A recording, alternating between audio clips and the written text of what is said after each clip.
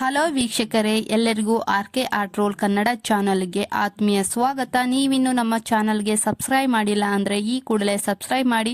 ಹಾಗೆ ಯಾರಿದು ವಧು ಡೈವರ್ಸ್ ಲಾಯರ್ ಖ್ಯಾತಿಯ ನಟಿ ದುರ್ಗಾಶ್ರೀ ನಿಜ ಜೀವನದಲ್ಲಿ ಓದಿರೋದೇನು, ಯಾವ ಊರು, ಇವರ ಮೊದಲ ಧಾರಾವಾಹಿ ಯಾವುದು ಅಂತ ತಿಳಿಬೇಕು ಅಂದರೆ ಈ ವಿಡಿಯೋನ ಕೊನೆಯವರೆಗೂ ನೋಡಿ.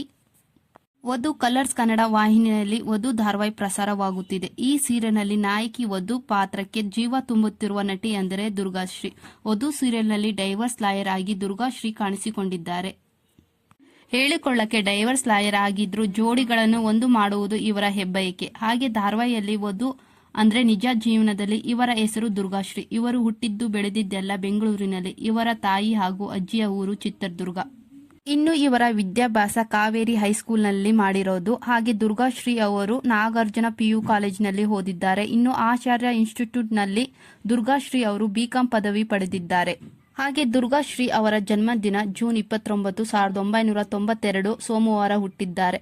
2025ಕ್ಕೆ ಇವರಿಗೆ 34 ವರ್ಷ ಆಗುತ್ತೆ.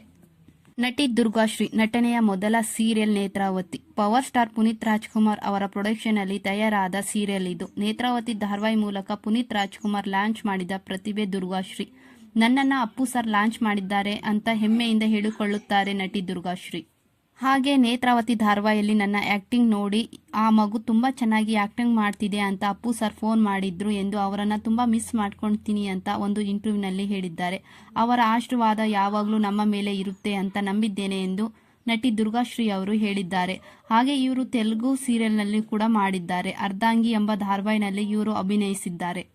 ಹಾಗೆ ಇವರ ಆಕ್ಟಿಂಗ್ ವಧು ಸೀರಿಯಲ್ ಅಲ್ಲಿ ಯಾರಿಗಿಷ್ಟ ಅಂತ ಕಮೆಂಟ್ ಮಾಡಿ. ಹಾಗೆ ನಿಮ್ಮ ಫೇವ್ರೆಟ್ ಸೀರಿಯಲ್ ವಧು ಆಗಿದ್ದರೆ ಕಮೆಂಟ್ ಮಾಡಿ ತಿಳಿಸಿ.